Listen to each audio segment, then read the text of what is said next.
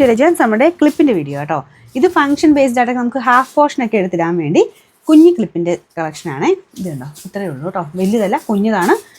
സൈറ്റിലൊന്ന് ഞാൻ കൊടുത്തേക്കാവേ, അപ്പോൾ നോക്കിയിട്ട് എടുക്കാവുള്ളേ.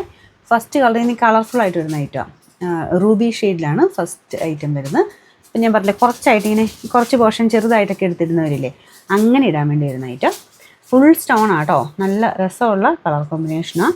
ഇതിൻ്റെ നമ്പർ S135, റേറ്റ് വരുന്നത് 160 രൂപയാണ്, 160. രണ്ടാമത്തെ ഷെയ്ഡ് വരുന്നത് പീക്കോക്ക് ബ്ലൂവിൻ്റെ ഷെയ്ഡ് ആട്ടോ. അടിപൊളിയായി കാണാനായിട്ട്. നിങ്ങൾക്ക് കുറച്ച് ഡാർക്കായിട്ടായിരിക്കും കാണിക്കുന്നത്. ഇത് കുറച്ചുകൂടെ നല്ലൊരു തെളിച്ചമുള്ള ബ്ലൂ കളറില്ലേ, ആ ബ്ലൂ ആട്ടോ.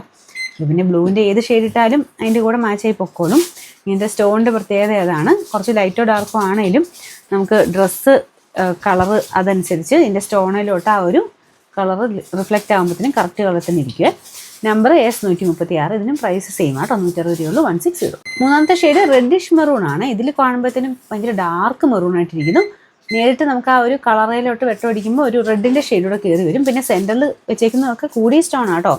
എല്ലാം ഇങ്ങനെ ആ ഒരു സെൻറ്ററിൽ ഇത് നല്ല പിടിപ്പിച്ച് വെച്ചേക്കുന്നത്, ആ ഒരു ഒട്ടിച്ചേക്കുമല്ല, അല്ലാതെ തന്നെ അത്യാവശ്യം നല്ല ഹെവി ആയിട്ട് തന്നെ ചെയ്തേക്കുന്ന മോഡലായതുകൊണ്ട് വെയിറ്റും ഉണ്ട്.